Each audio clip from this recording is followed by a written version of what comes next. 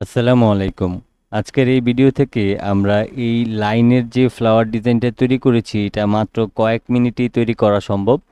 সেটাই আপনাদেরকে আজকের এই ভিডিও থেকে দেখিয়ে দেওয়ার চেষ্টা করব। তো চলুন আমরা মূল কাজটি শুরু করি। আমি এখান থেকে আমার তৈরি করা ডিজাইনটিকে ডিলিট করে দিলাম। প্রথমে আমি এখান থেকে লাইন সেগমেন্ট টুলে যাব। তারপর শিফটটাকে ধরে মাউসের লেফট বাটনটা ক্লিক করে আমি এইভাবে করে একটা লাইন নিয়ে নিলাম। এখান থেকে আমি রাইট বাটন ক্লিক করে অ্যাঙ্কর পয়েন্ট টুলে যাব এবং মাঝখান থেকে আমি জাস্ট এইভাবে করে আমি একটা শেপ নিয়ে নিব। এবার এখানে যে শেপটা রয়েছে এটাকে রাইট বাটন ক্লিক করে আমি ট্রান্সফর্ম থেকে রিফ্লেক্টে ক্লিক করব। তারপর হচ্ছে এটা যেখানে আছে সেখানেই থাকবে, আমি জাস্ট ওকে করে দিব। এবার এটাকে আমি টেনে এইটার মতো করে এই লাইনে বসায় নিব। বসায় নেওয়ার পর এবার শিফটটাকে ধরে জাস্ট আমি এটাকে একটু উপরের দিকে এইভাবে করে তুলে নিব।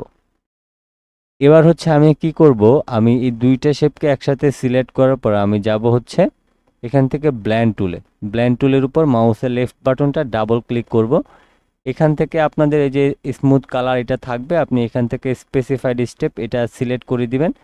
এখানে মেবি 8 থাকবে, আপনি হচ্ছে এখানে 15 16 এরকম সংখ্যা দিয়ে দিতে পারেন। আমি এখানে 18ই রাখছি, এরপর ওকে করে দিলাম।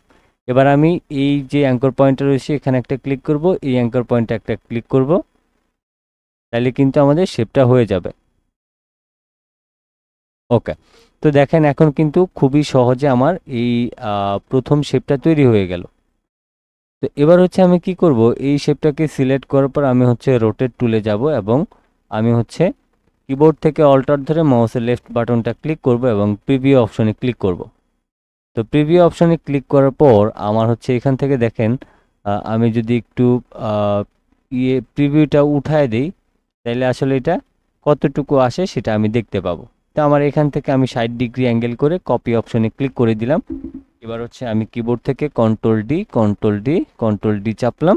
দেখেন খুবই সহজে কিন্তু আমরা ফ্লাওয়ার ডিজাইনটাকে সহজে তৈরি করে ফেললাম। তো এভাবে করেই চাইলে কিন্তু আপনি এই ধরনের ফ্লাওয়ার তৈরি করতে পারেন। ভিডিওটি আজকের মতো এই পর্যন্তই ছিল। সবাই ভালো থাকবেন, সুস্থ থাকবেন। আল্লাহ হাফেজ।